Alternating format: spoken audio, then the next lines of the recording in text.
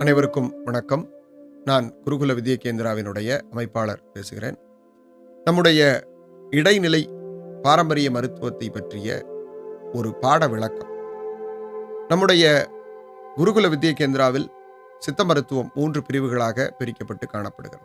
இதுல இடைநிலை பாரம்பரிய மருத்துவம் என்பது ஒரு மையமாக எனக்கு ஒரு சில அறிவு, அதாவது சித்த மருத்துவ அறிவு உண்டு.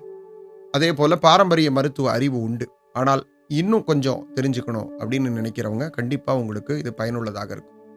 இந்த இடைநிலை பாரம்பரிய மருத்துவ வகுப்புல நம்ம நோய் எவ்வாறு உடல்ல தோன்றுகிறது, அதே போல ஒரு நோய் தோன்றுனா அது எவ்வாறெல்லாம் மனிதனுக்கு துன்பத்தை ஏற்படுத்தும் அப்படிங்கிற ஒரு முதல் விஷயத்தை நம்ம பார்க்க முடியும். அடுத்ததாக ஒரு மனிதனுடைய அவசர காலம், அதாவது இந்த அவசர காலம் என்பது சித்தர் பெருமக்கள் தனி பட்டியலாக நமக்கு சொல்லியிருந்தார்கள்.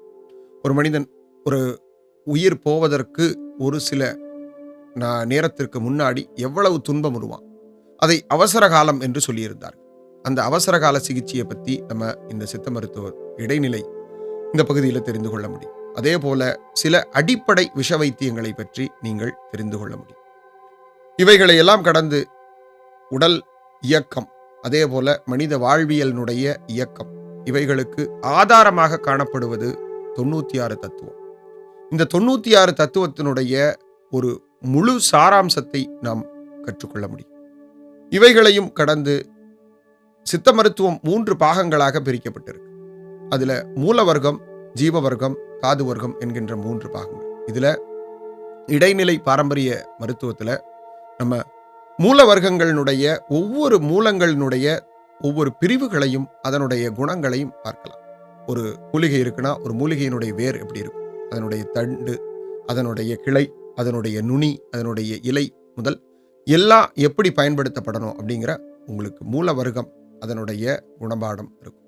அதே போல ஜீவ வர்க்கம் என்று சொல்லக்கூடிய உயிருள்ள வஸ்துக்களினுடைய பொருட்கள், இவைகளை எப்படி மருத்துவத்திற்காக பயன்படுத்துகிறார்கள் என்கின்ற ஒரு பாடங்களும் உங்களுக்கு உள்ளடக்கப்பட்டு காணப்படும்.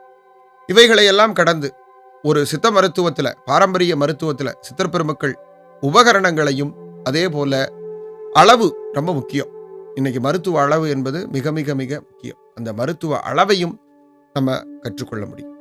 அதே போல ஒவ்வொரு மருந்துகளினுடைய குணங்கள், ஒரு சூரணம்னா அந்த சூரணம் எப்படி இருக்கும், அந்த சூரணம் எவ்வாறு உருவாக்கப்பட வேண்டும், ஒரு தைலம்னா தைலத்தினுடைய பாகம் என்ன, அதே போல ஒரு பற்பம்னா ஒரு பற்பத்தினுடைய அரைப்பு முறை, அந்த பற்பம் எவ்வாறு கலப்புற்று நிற்க வேண்டும், ஒரு செந்தூரம்னா அந்த செந்தூரத்தினுடைய குணம் என்ன, இப்படிங்கிற ஒவ்வொரு மருந்துகளினுடைய குணங்களையும் மருத்துவ மருந்துகள் குணபாடம் என்கின்ற ஒரு பெரிய அங்கத்தையும் நம்ம இந்த இடைநிலை சித்த மருத்துவம் இல்லைன்னா பாரம்பரிய மருத்துவத்துல நம்ம படிக்க முடியும். எனவே எனக்கு ஆரம்ப நிலை, எனக்கு மருத்துவம் தெரியும், இருந்தாலும் எனக்கு இந்த மாதிரி விஷயங்கள் கொஞ்சம் தெரிஞ்சுக்கணும், நான் இன்னும் இந்த நிலையில இந்த ஒரு கல்வியில மேம்பெறணும் அப்படின்னு நினைக்கக்கூடிய எல்லோருக்கும் பயனுள்ளதாக இந்த இடைநிலை பாரம்பரிய மருத்துவம் அமைந்திருக்கும். அனைவருக்கும் நன்றி, வணக்கம்.